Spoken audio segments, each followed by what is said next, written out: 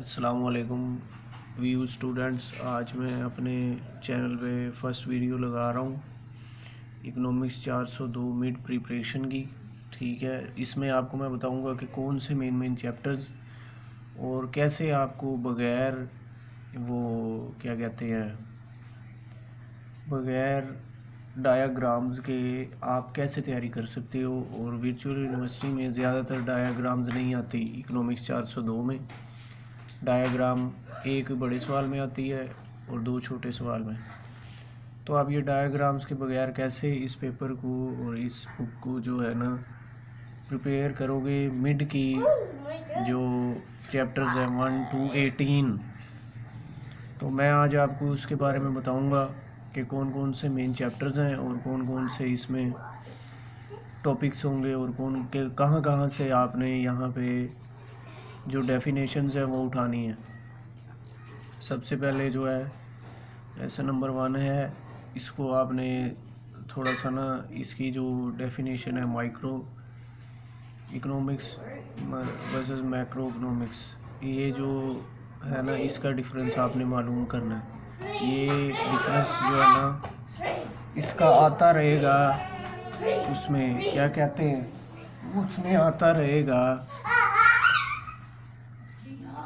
उसमें आता रहेगा MCQs में कि इसमें क्या डिफरेंस है और इनकी क्या है।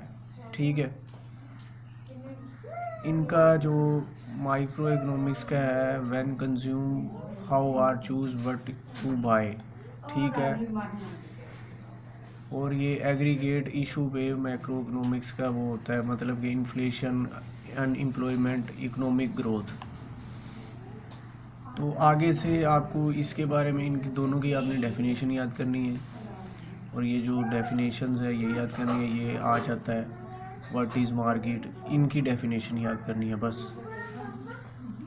और आगे आपने चैप्टर नंबर 2 आ जाएगा। चैप्टर नंबर 2 को आपने इग्नोर करना है। तो आपने चैप्टर नंबर 3 को उठाना है। उसकी आपने ये रियल वर्सेस नॉमिनल प्राइजेस, ये इसकी जो डेफिनेशन है वो लेनी है, इसका फार्मूला देख लेना। ठीक है, आगे आप आ जाएंगे द सप्लाई कर्व वाला जो चीज़ है वो देखनी है आपने, और नॉन प्राइस डिटरमाइनिंग वेरिएबल। ठीक है, द डिमांड कर्व भी देख लेना है। इनकी जो है ना वो आपने देखनी है। कोई भी डायग्राम की कोई भी चीज़ आपने याद नहीं करनी किसी भी चैप्टर की। ठीक है, तो ये कॉन्सेप्चुअल पेपर होता है वीयू का। ज़्यादातर ऐसे बुक्स में इकोनॉमिक्स 402, 403, 401, ये तीनों बुक्स में ज़्यादातर कॉन्सेप्चुअल कॉन्सेप्ट आते हैं। और फिर आगे हम चलेंगे चैप्टर नंबर 4 पे। ये कंटिन्यू हो रहा है the basic of supply and demand continue. ये दो चैप्टर 3 और 4 आपने ज़रूर करने हैं, क्योंकि इसमें MCQs भी आएंगे क्विज़ नंबर 1 से जो आपने दिया हुआ है उसके हिसाब से, और इसमें से एक आधा क्वेश्चन भी आ सकता है। ठीक है, इसकी आपने चेंजेस इन मार्केट इक्विलिब्रियम, ये आपने डेफिनेशन याद कर लेनी है। इसका आपने बस ये देख लेना है कहाँ से अप हो रहा है, सरप्लस हो रहा है, इक्विलिब्रियम हो रहा है, ऐसे देखना है आपने बस। डायग्राम्स को आप छोड़ दें, मैंने आपको पहले कहा है। इंक्रीज डिक्रीज, ये बस आपने इंक्रीज डिक्रीज थोड़ा सा देख लेना, फिर आप आगे आ जाओगे। ये वाली इसकी डेफिनेशन याद कर लोगे, the price of eggs and education revised, ये इसका आप देख लोगे, इसकी थोड़ी सी डायग्राम देख लोगे। ठीक है, ऐसी चीज़ आप देख लेना। अब आप आगे आओगे, ये डिक्रीज, इसको आप ना इग्नोर करें। आगे आपने आना है चैप्टर नंबर 5 पे। इसकी इकोनॉमिक इलास्टिसिटी ऑफ डिमांड की आपने ये याद कर लेनी है डेफिनेशन। ठीक है, क्रॉस इनकम, क्रॉस और प्राइस, ये तीनों की याद कर लेनी है, फिर आप आगे आ जाओ। और डायग्राम आपने देखनी नहीं, जहां आपको अब ये कंज्यूमर बिहेवियर है, शायद आप 5 नंबर चैप्टर आप छोड़ भी दो, कोई भी नहीं उसमें मसला होगा।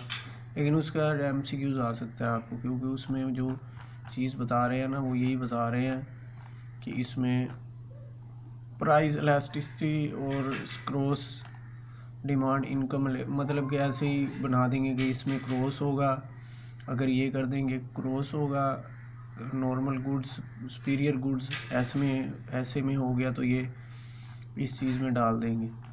तो कंज्यूमर बिहेवियर में आप आ गए हो तो इसमें आपने इसकी डेफिनेशन लेनी है, कंज्यूमर परफॉर्मेंस में लेनी है आपने, ये इग्नोर कर देना है। थोड़ा सा बेशक आप देख लें, इसकी ये इग्नोर कर दें। उसके बाद आपने मार्जिनल रेट ऑफ सब्स्टिट्यूशन पे आ जाना है। फिर उसके बाद ये इनकी जो चीज़ है ना ये याद करनी है, जो भी आपको नज़र आए मेन टॉपिक उसका आपने वो याद कर लेना है, क्या कहते हैं डेफिनेशन बस। अब ये कंज्यूमर बिहेवियर कंटिन्यू हो रहा है, मतलब कि चैप्टर नंबर 3, 4, 6 और 7 ये मेन है आपके, और चैप्टर नंबर 1 3, 4, 6, 7 ये यूटिलिटी की आपने याद कर लेनी है, ये फंक्शन इसके याद कर लेने हैं, ठीक है। फिर नीचे आ जाना है आप, इसमें ये आपने versus cardinal utility cardinal rankings ये देख लेना है। फिर आपने नीचे आ जाना है, ये the effect of changes in income and prices, ये इफेक्ट आपने याद कर लेना भी क्या इफेक्ट होता है प्राइजेस और इनकम में चेंजेस के लिए। फिर आगे आपने कंज्यूमर चॉइस पे आ जाना है, यहाँ पे आपने इसकी डेफिनेशन याद करनी है और फिर सारा इग्नोर कर देना। ये आपको मैं बता रहा हूँ, जब आप जिस बंदे को नहीं पता होता या जिस स्टूडेंट को नहीं पता होता कि हमने क्या याद करना है, डेफिनेशन याद करनी है हमने, ये कैसे करने हैं, डायग्राम्स कैसे करने हैं, क्या करें, ये उनके लिए मैं वीडियो बना रहा हूँ कि 60, 70, 75% आपका पेपर पास हो जाए। तो ये उस चीज़ में मैं जो है ना आपकी मदद कर रहा हूँ। और ये चीज़ वो है कि आपने जब चैप्टर स्टार्ट हो ना तो उसकी मेन हेडिंग को आपने डेफिनेशन उसकी याद कर लेनी है, और एक दो उसके मेन जो नीचे चेंजेस में या इंक्रीज़ या डिक्रीज़ में कोई जैसे आपको मैंने ऊपर समझाया वो याद कर लेने, फिर आगे आपने चले जाना है। अब ये चैप्टर नंबर 8 भी हो रहा है, इवैल्यूएट परफॉर्मेंस, ये आपने करना है, relevant performance for budget lines, relevant performance आपने याद कर लेनी है, फिर आगे आप चल लें, इनको इग्नोर करें, इसमें फिर चलते गए आपसे कुछ भी नहीं होना, मेन टॉपिक्स याद करो।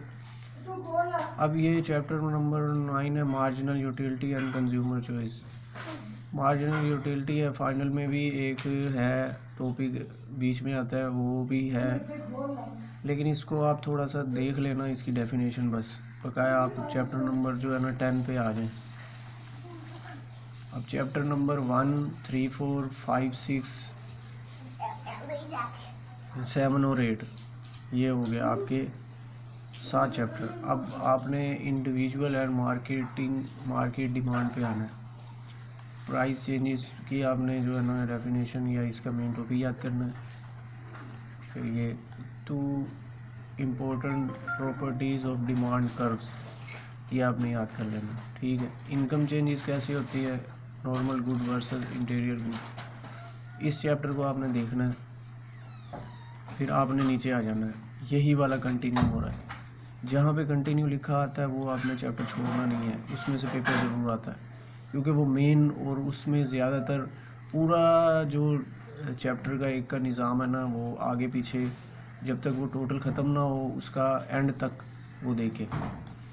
अब ये इनकम सब्स्टिट्यूशन आपको मैंने ऊपर बताया ना वो इग्नोर करके ये मेन पे आ जाना, आप यहाँ से पढ़ लेना इसका effect, income and substitution effect है ना, तो फिर पहले इसको पढ़ लेना सब्स्टिट्यूशन इफ़ेक्ट, फिर इनकम इफ़ेक्ट, इसको छोड़ देना, अलग अलग पढ़ लेना, फिर आप नीचे आ जाओ,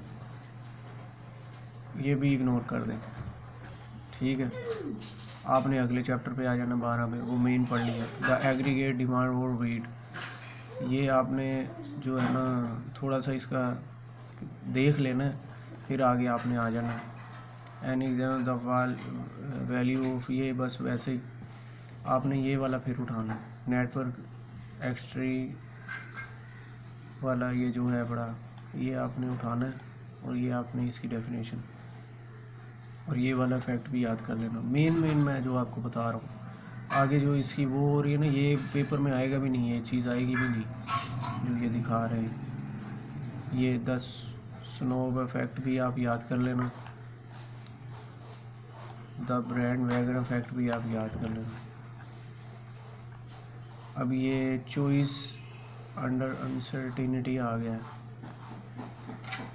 इसका आपने इंट्रोडक्शन याद करना है और ये यहाँ तक आपने इसके ना इसकी डेफिनेशन देख लेनी है, ठीक है। इसको इग्नोर कर देना फिर आगे, और ये फिर आगे कंटिन्यू हो रहा है। चूजिंग अमंग रिस्क नैरेटिव्स जो है बड़ा, ये आपने करना है।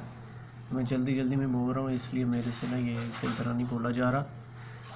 ये इसकी देखनी है अभी, ये कौन से फंक्शन इसमें आ जाते हैं। Consumption of single immediately consumer knows are probabilities payoffs measure in the term of utility function given, ये आ जाती हैं। इतनी इनकी लैंग्वेज ऐसी है कि बंदा बोल भी नहीं सकता कुछ। रिस्क प्रीमियम आपने पढ़ना है, इसका ये ज़रूर आता है सवाल, ये मिड में आएगा। रिस्क नेचुरल, इसके एमसीक्यूज भी है। लविंग रिस्क प्रीमियम, ये तीनों आपने याद करना है, देखना है अभी इसमें कैसा रिस्क जो नेचुरल है। Show performance between a certain income and uncertain one of the same expected value, ये चीज़ आपने देखनी है। इसमें certain and uncertain same expected value में आ जाता है रिस्क नेचुरल। रिस्क लविंग जो है वो एग्जाम क्या कहते हैं, परफॉर्मेंस जो है अनसर्टन इनकम ओवर आ सर्टन इनकम, मतलब ये ओवर में आ जाता है। ये आ जाता है certain income uncertain income one in the expect value, वो एक्सपेक्ट वैल्यू ये ओवर द इनकम है।